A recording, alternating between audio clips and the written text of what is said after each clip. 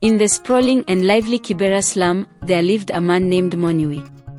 On ordinary days, he was as calm and focused as a hunter stalking a deer. His quiet demeanor made him nearly invisible in the hustle and bustle of slum life. But oh, when Monyui got drunk, he transformed into a different beast altogether. The shy, reserved Monyui turned into a loud, boisterous, and downright disruptive force of nature. Children would giggle behind their hands as they watched the transformation. It was like watching a stick insect turn into a roaring lion. On a typical day, Monyui could be found tending to his small vegetable patch or helping his neighbors with their chores. He was known for his calm and steady nature, always willing to lend a hand and never causing a fuss. The villagers respected him, though they often wished he would come out of his shell more. But come Friday evening, when the sun dipped below the horizon and the weekly market wound down, Monyui would make his way to Mama Amina's tavern.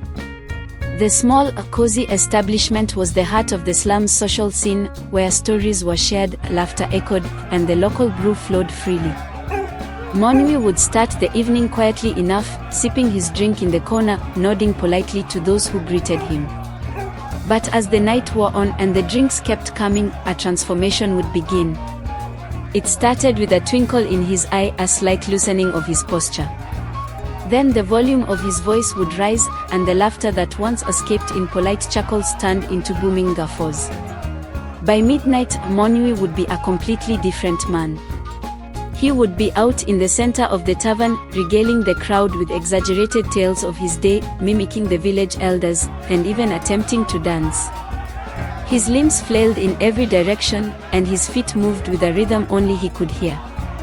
The sight was both hilarious and endearing, and the villagers couldn't help but be entertained. One particular Friday, after one too many drinks, Monyui decided that the tavern was too small to contain his newfound energy.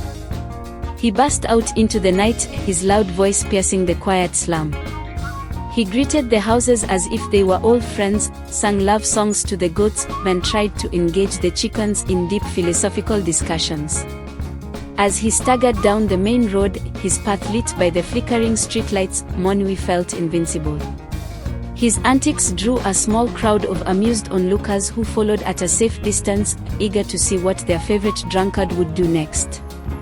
However, things took a turn when Monyui decided to challenge the village well to a duel, claiming it had looked at him the wrong way.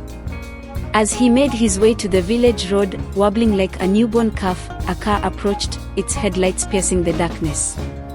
Completely unfazed, Monyui stumbled into the middle of the road, waving his arms like a deranged conductor. The car screeched to a halt, narrowly missing him. Outraged at the near miss, Monyui shouted at the car, "Hey! You think you can just drive around like you own the place? Come out here and face me like a man." He pounded his chest like a gorilla, daring the driver to step out. The car door slowly opened, and out stepped a man so big and burly, he made mountains look like molehills. This guy was built like a brick house, with muscles on his muscles and a face that looked like it could scare a lion. He towered over Monyui, who suddenly realized he might have bitten off more than he could chew. The giant calmly walked around the car and stood before Monyui, who was now quivering like a leaf in the wind. Without saying a word, the giant picked Monyui up as if he weighed nothing more than a feather and placed him on the hood of the car. Leaning in close, the giant whispered something into Monyui's ear. Whatever it was, it turned Monyui's face the color of fresh milk. Then, just as effortlessly, the giant picked him up again and set him gently on the ground. As soon as Monyui's feet touched the earth, he bolted like a rabbit being chased by a fox. He ran so fast his feet barely touched the ground, his arms flailing wildly. He didn't stop until he reached the safety of his tiny hut, slamming the door behind him. The villagers, who had been watching the whole spectacle, erupted in laughter. From that day on, the story of Monyui and the giant was told and retold, each version funnier than the last. And as for Monyui, he never challenged another car again, at least, not when he was sober.